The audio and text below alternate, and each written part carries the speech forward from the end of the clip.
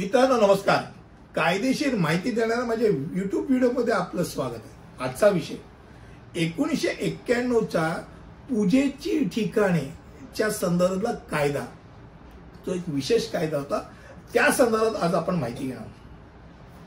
सदस्यित सर्वोच्च न्यायालयाने सर्व न्यायालयांना प्रार्थना स्थळांच्या मालकी हक्काला आव्हानं देणारी नवीन प्रकरणं नोंदवण्यास किंवा पुढील सूचना येईपर्यंत त्यांचं चारित्र्य, त्यांची ओळख प्रस्थापित करण्यासाठी सर्वेक्षण करण्यास कुठचाही आदेश देण्यास मनाई केली. कारण ही सगळी प्रकरणं आता सर्वोच्च न्यायालय खास करून या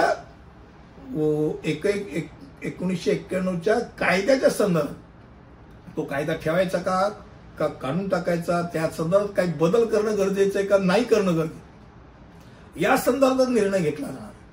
मग आता आपण प्रश्न येतोय, हा 1991चा सादर करण्यात आलेला प्रार्थना स्थळांचा कायदा हा काय?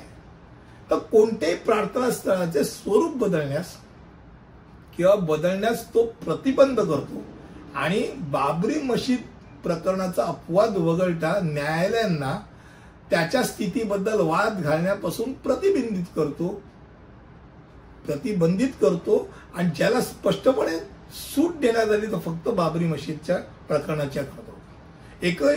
1991च्या प्रार्थना स्थळे विशेष तरतुदी हा कायदा 15 ऑगस्ट 1947 रोजी अस्तित्वात असल्याप्रमाणे कोणत्याही उपासनेच्या ठिकाणी धर्मांतरास प्रतिबंधन करण्यासाठी किंवा कोणत्याही धार्मिक स्थळाची देखभाल करण्यासाठी तरतूद करण्यासाठी लागू करण्यात आलेला होता.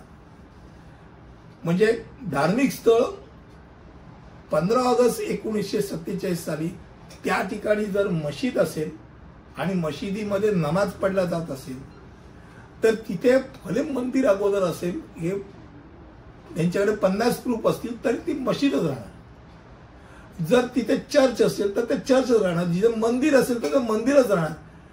हे काय कायदा म्हणतो.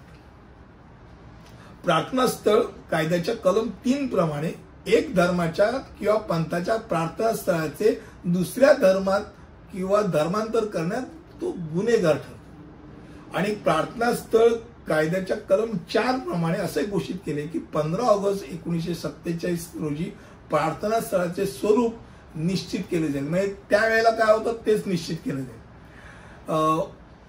नोव्हेंबरला ज्यावेळेला अयोध्या राम जन्मभूमीचा निकाल सर्वोच्च न्यायालयाने दिला त्यावेळेला तो प्रार्थना स्थळाच्या कायद्याला घटनेच्या मूलभूत संरचनेचा एक भाग म्हणून त्यांनी मान्यता दिली. म्हणजे त्यांनी बाबरी मशीदच्या ठिकाणी राम जन्मभूमीचा निकाल देत असताना या 1991च्या पूजेच्या ठिकाणाची विशेष तरतुदीची म्हणजे प्रार्थना स्थळे विशेष तरतुदीच्या कायद्याची विशेष कौतुक केलं आणि ते घटनात्मक आहे म्हणून त्यांनी स्पेसिफिकरित्या सांगितलं.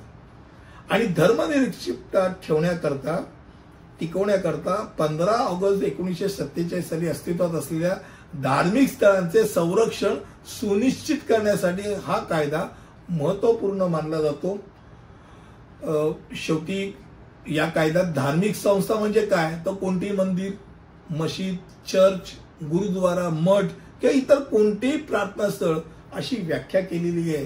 त्यामुळे कुठचाही बदल करण्यास त्यांनी रोकथाम केली. सुप्रीम कोर्टाचा हा निकाल 1991 साली आल्यामुळे पूर्वलक्षी प्रभावाने 1947 पासून कसा काय निर्णय घेऊ शकतात, अनेक वाद प्रतिवाद आहेत, पण ते सुप्रीम कोर्ट आहे. आणि आता सर्वोच्च न्यायालयाने सांगितलं एकदाचा निकाल त्या बाबतीत दिल्यानंतर मग काय ते पुढचं बघू. आता सहस्थित, कारण का मध्यंतरी काय होतं, वरती ह्या जरी न्याय व्यवस्था जरी असली तरी खालच्या कोर्टामध्ये तुम्ही तक्रार करू शकत होता आणि त्यामुळे अनेक ठिकाणी धार्मिक तेढ निर्माण झालेल्या होत्या. त्या तेढ निर्माण होऊ नये म्हणून सर्वोच्च न्यायालयाने सांगितलं की आता एकदाच आम्ही वंशवर याच्यावर अभ्यास करून आम्ही आमचं निकाल देऊ, त्यानंतर तुम्ही काय ते बघा. मला वाटतं कमी शब्दामध्ये 1991च्या ज्याला प्रार्थना स्थळे विशेष तरतुदीचा कायदा म्हणतात त्या संदर्भात आज मी तुम्हाला माहिती दिली. पुढील व्हिडिओमध्ये असंच काहीतरी नवीन घेऊन येईल. तिथपर्यंत इथेच थांबतो. धन्यवाद.